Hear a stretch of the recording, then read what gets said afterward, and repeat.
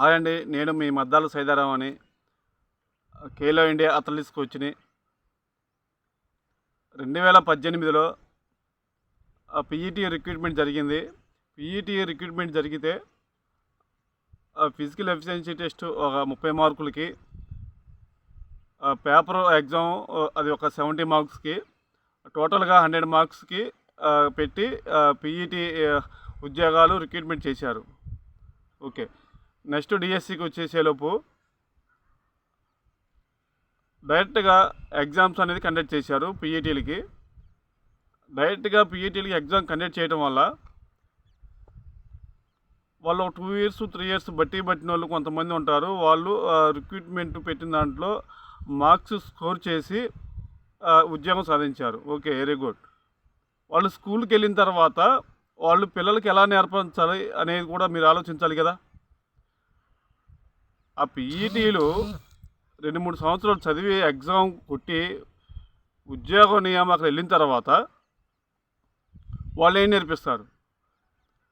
అంతకుముందు జరిగిన BPD entrance, అసలు బీపీడీ కోర్సు చేయటానికి బీపీడీ అనేది ఎంట్రన్స్ టెస్ట్ అనేది కూడా గ్రౌండ్ ఈవెంట్స్ పెట్టింది. గ్రౌండ్ ఈవెంట్స్లో కోర్సు పూర్తి చేసి ప్రభుత్వ స్కూల్లో వ్యాయామోపాధ్యాయుడిగా చేయటానికి ఎగ్జామ్ పెట్టారు. అసలు ఎలా పాసిబుల్ అండి?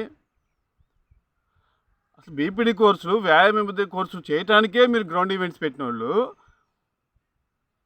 ఓ పిల్లగాడిని ఐడెంటిఫై చేసి భావితరాలకి ఒక క్రీడాకారుని అందించే క్రమంలో తిరిగిపాటు ఉన్న వాళ్ళు ఎలా చేస్తారు?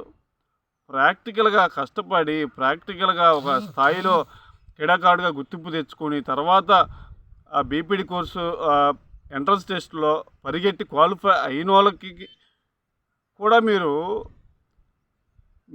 డిఎస్సి ఎగ్జామ్లో ప్రాక్టికల్ టెస్ట్ తీయటం వల్ల పిల్లల మీద ఎలా మీరు ఐడెంటిఫై చేస్తారు? నేను చెప్పేది ఏంటంటే దయచేసి మీరు సిస్టమ్ అప్డేట్ చేయండి. మోస ధోరణిలో మీరు ఇంకా అదే వెళ్తున్నారు. లేదు, మీరు ఎగ్జామ్ పెట్టి రిక్రూట్ చేసిన పీఈటీలు గత ప్రీవియస్ 10 ఇయర్స్ నుంచి వాళ్ళ యొక్క రికార్డ్స్, వాళ్ళ యొక్క అచీవ్మెంట్ తీయండి. ఎంతమంది నేషనల్ స్థాయిలో ఆడారు, ఎంతమంది క్రీడల వైపు ప్రభావితమయ్యారు, ఎంతమంది జాతీయ స్థాయిలో ఇంటర్నేషనల్ స్థాయిలో వెళ్ళారు. అలా రిక్రూట్ చేయడం వల్ల ప్రభుత్వ ఖజానా మీద భారం పడి వాళ్ళకి 50 నుంచి ₹1,00,000 జీతం ఇవ్వటం వల్ల మీరు ఇచ్చిన ఎంప్లాయ్మెంట్కి ఉపయోగం ఏంటి? స్కూల్ లెవెల్లో ఆడతారు, బాగానే ఉంటుంది. తర్వాత ఇంటర్మీడియట్ వ్యవస్థలు సరిగ్గా లేదు. తర్వాత లూప్ లైన్లోకి వెళ్ళిపోయి చదువుకొని ఏదో సాఫ్ట్వేరు అలా వెళ్ళిపోయి ఆ చైన్ సిస్టమ్ దిగటం వల్ల పిల్లగాడు స్పోర్ట్స్ పాలసీ అసలు ఎలా ఉంటుందో కనీసం ఆ నేర్పిన మీరు రిక్రూట్ చేసి ఉన్న పీటీలకే ఎవరికి తెలియదు సరిగ్గా. కొంతమందికి మాట్లాడుతున్నాను, అందరినీ మాట్లాడలేదు దయచేసి. కాబట్టి నేను చెప్పేది ఏంటంటే వ్యాయామ విద్య అనేది ఎగ్జామ్ పేపర్ పెట్టి డిఎస్సి రిక్రూట్ చేయాలా, ఈవెంట్స్ పెట్టి రిక్రూట్ చేయాలా అనేది ప్రభుత్వానికి ఇచ్చే సలహాదారులు. మీరు క్రీడా ఆంధ్రప్రదేశ్గా మీరు చూడాలనుకుంటున్న విధానానికి సలహా సూచనలు ఇవ్వండి, మంచి సలహా సూచనలు.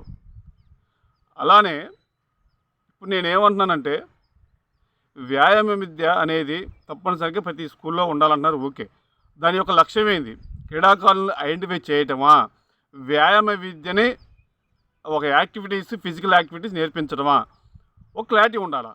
సరే, ఓకే, ఆ పిల్లల్ని ఐడెంటిఫై చేసి ఒలింపిక్ స్థాయిలో కానీ అంతర్జాతీయ స్థాయిలో లేదా జాతీయ స్థాయిలో ఆడించాలనుకున్నప్పుడు దాదాపు 10-20 లక్షల మంది చిన్నపిల్లలు అయితేనేమి ప్రభుత్వ స్కూల్లో చదువుకుంటున్నారు. కాబట్టి ఆ స్కూల్లో కూడా ప్రొఫెషనల్ కోచ్లను కూడా ఒక 2-3 రిక్రూట్ చేయండి, ప్రొఫెషనల్ కోచ్ని.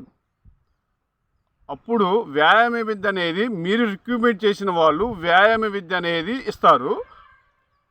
మీరు కనుక అవుట్ సోర్సింగా, కాంట్రాక్టా, లేకపోతే అలాంటి పద్ధతిలో ప్రొఫెషనల్ కోచ్లు అంటే ఎన్ఐ చేసిన వాళ్ళు, పాస్ట్ ఛాంపియన్ అథ్లెట్, ఇప్పుడు సెంట్రల్ వైజ్గా తీసుకున్న ఖేలో ఇండియా స్కీమ్స్ మొత్తం కూడా ఒక స్కూల్స్లో, ఒక కాలేజీల్లో అడాప్ట్ చేయండి. ప్రొఫెషనల్ కోచ్లు ఉంటారు కదా, వాళ్ళని ప్రొఫెషనల్ కోచ్లను కనుక మీరు స్కూళ్ళు వాటిలో అడాప్ట్ చేయగలిగితే ప్రొఫెషనల్ క్రీడాకారులు తయారవుతారు. అసలు మీరు వ్యాయామ విద్య, అసలు బీపీడీ కోర్సులే ఫిజికల్ యాక్టివిటీస్తో ఎంట్రన్స్ టెస్టులు రాసిన వాళ్ళు మీరు రిక్రూట్మెంట్ని మీరు ఎగ్జామ్ పాయింట్ ఆఫ్లో మీరు ఎలా రిక్రూట్ చేస్తే మరి ప్రభుత్వ ఖజానాకి భారం తప్ప ఏంటండి ఉపయోగం? అందరికీ తెలుసండి, ఎందుకు మీరు మాట్లాడట్లేదు? మా క్రీడారంగాన్ని మేము కాపాడుకోలేకపోతే ఎవరు వచ్చి కాపాడుతారు? దయచేసి మీకు ఒకటే చెబుతున్నాను, అసలు వ్యాయామ విద్య కోర్సులు అనేది ఫిజికల్ డెఫిషియన్సీ టెస్టులు అంటే ప్రాక్టికల్గా అతను ఆ క్రీడారంగంలో ప్రాక్టికల్గా నలిగి వస్తాడు. అతనికి పిల్లగాడికి నేర్పించే క్రమంలో సాధక బాధావళిని అర్థమవుతాయి.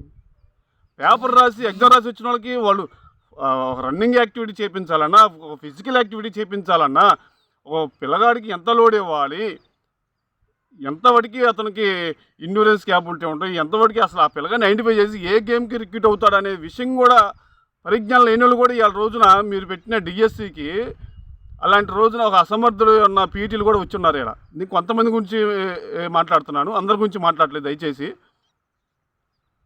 అసలు ఇంకొక బాధాకరమైన విషయం ఏంటంటే, ఒక శాప్ కోచ్లుగా ఉన్న, ఒక ప్రొఫెషనల్ కోచ్గా ఉన్న కోచ్లు కూడా డిఎస్సికి పెడితే అప్లై చేసుకొని వచ్చారు. ఎందుకు వచ్చారు అంటే రెమ్యునరేషను. ప్రొఫెషనల్ కోచ్లుగా ఉండి చేస్తున్నా కానీ, డిజిగ్నేషన్ పెద్దగా ఉన్నా కానీ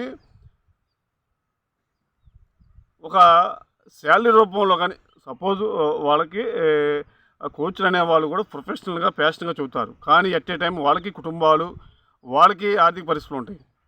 వాళ్ళు ఇంటర్నేషనల్ ఆడినా, జాతీయ స్థాయిలో ఆడినా కానీ వాళ్ళకు వచ్చే జీతం, వాళ్ళకున్న అవుట్ సోర్సింగ్ కానీ, కాంట్రాక్ట్లో కానీ ఏదైనా ఒక 16,000, 25,000 మహా అయితే. అదే ఒక పీఈటీకి వచ్చేలోపు 50,000 నుంచి ₹1,00,000 జీతం వస్తుంది. తన డిగ్నిఫికేషన్ తగ్గించుకొని కూడా స్కూల్ లెవెల్లోకి వచ్చి పోటీ పడి ఉద్యోగం చేస్తున్నానికి ఇంట్రెస్ట్ చూపిస్తున్నారు. కారణం,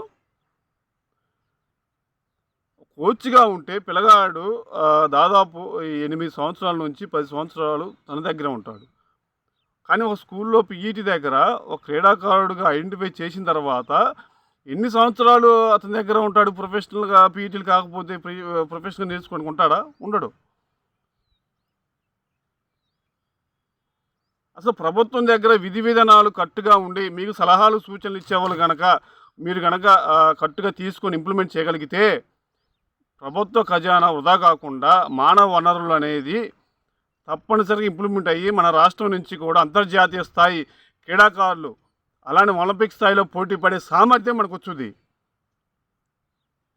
మేము చిన్నప్పుడు చదువుకున్న కర్ణ మల్లేశ్వర్ గారు కానీ, పిటి ఉషా గారు కానీ, లేకపోతే మిల్కా సింగ్, ఇప్పటికి కూడా వాళ్ళ పర్ఫార్మెన్స్ను రీచ్ అయ్యే క్రీడాకారులను తయారు చేసుకోలేని వ్యవస్థలో మనం ఉన్నాం.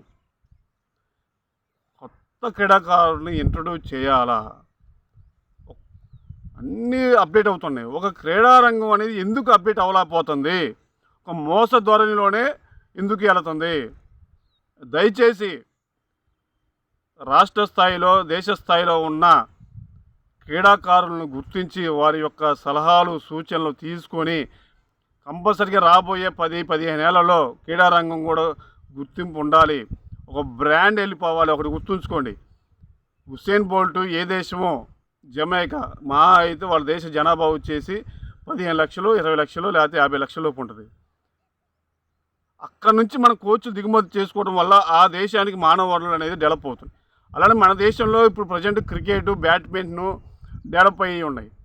మన దేశంలో ఉన్న మానవ వనరులైన కోచ్ల్ని, ఇక్కడ ఉన్న శిక్షకుల్ని అటు ప్రొడ్యూస్ చేసుకుంటున్నారు. అలానే ఒక సచిన్ టెండూల్కర్ రావడం వల్ల ఒక క్రికెట్ అనేది, ఒక బ్యాట్ని ప్రతి ఒక్క పిల్లగాడి చేతుల్లో ఇంట్రడ్యూస్ చేశారు. ఒక దేశ యొక్క ఎకానమీని గ్రోత్ లెవెల్స్ అనేది డెవలప్ చేసే అవకాశం ఒక క్రీడా రంగానికి ఉంది. సానియా మిర్జా టెన్నిసు ప్రతి ఒక్కళ్ళు కూడా అది చాలా దేశంలోనే ప్రపంచంలో పెద్ద మార్కెట్ అయింది టెన్నిస్. అలానే క్రీడలుగా ప్రోత్సహించగలిగితే మన ఆంధ్రప్రదేశ్ మన దేశం అనేది ఒక బ్రాండ్. దయచేసి మీరు క్రీడారంగానికి డెవలప్ చేసుకోగలిగితే పిల్లగాడి యొక్క వ్యక్తిగత జీవితం, డిసిప్లిన్, క్రమశిక్షణ, బ్యాడ్ హ్యాబిట్స్ కానీ చెడు మార్గంలోకి వెళ్లకుండా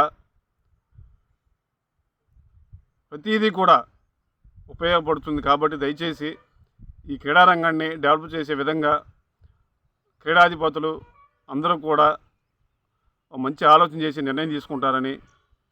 థ్యాంక్ యూ.